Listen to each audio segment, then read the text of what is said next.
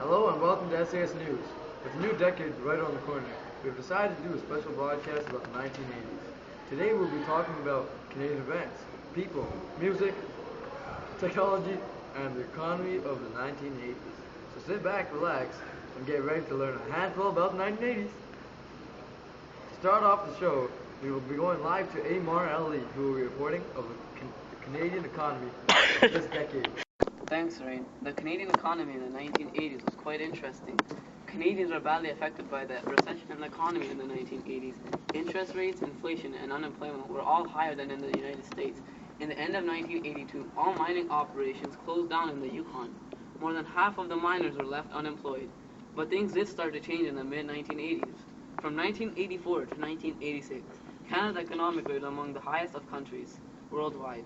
Machinery, equipment, and automobiles were the country's leading exports, but the economic structure varied among the provinces in Canada. The central provinces were in good shape. The western provinces were suffering in declines of growth due to the lowered prices of oil and other natural resources. And the Atlantic provinces, well, let's say they were doing bad. That's it for the Canadian economy in the 1980s. Back to you, Sir Ray. Hello and welcome back to SAS News. It is May 1st, 1980, and Terry Fox is expected to run by this very spot any minute now. We're going to try and get a quick interview.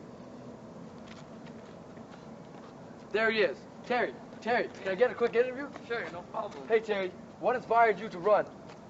Well, I was very angry about how little attention there was towards cancer, and I wanted to run across Canada to gain awareness for cancer and cancer research. You're a great man. Approximately, how much do you run per day? I run about 42 kilometers per day in any weather conditions. Whether it's rain, snow, I'm gonna keep running. I'm proud of you. What do you expect from the Canadian population to do? Well, I would like to appeal out to the Canadian population that every Canadian out there to donate $1 towards cancer research. Thank you, Terry. That is all. Thanks, sir. My name is Ray Nataraja. That was my interview with Terry Fox. Back to you, Sanjay.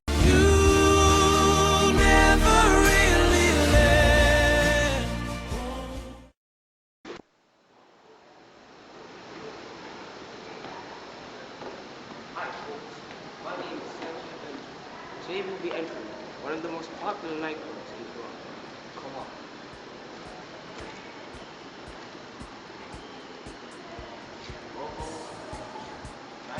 The 1980s was the most revolutionary time for the music industry. The diversity, the invention of the health music industry, everything about it. One of the most helpful innovations of the 1980s was MTV, also known as illustrated video, which is what some of the people who founded the states would call it.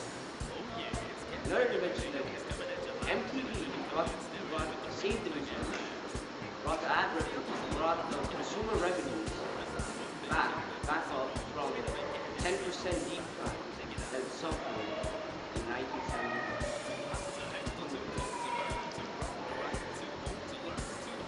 Another invention that saved the music industry in the 1980s was the invention of the compact disc. The compact disc helped artists distribute their music easier. And of course, everybody knows the diversity that came with it, such as rap, alternative rock, metal, heavy metal, and new country sounds. With all these different kinds of genres of music being popularized gave consumers more of a choice when it came to what they wanted to listen to, which of course raised the consumer revenue of the music industry.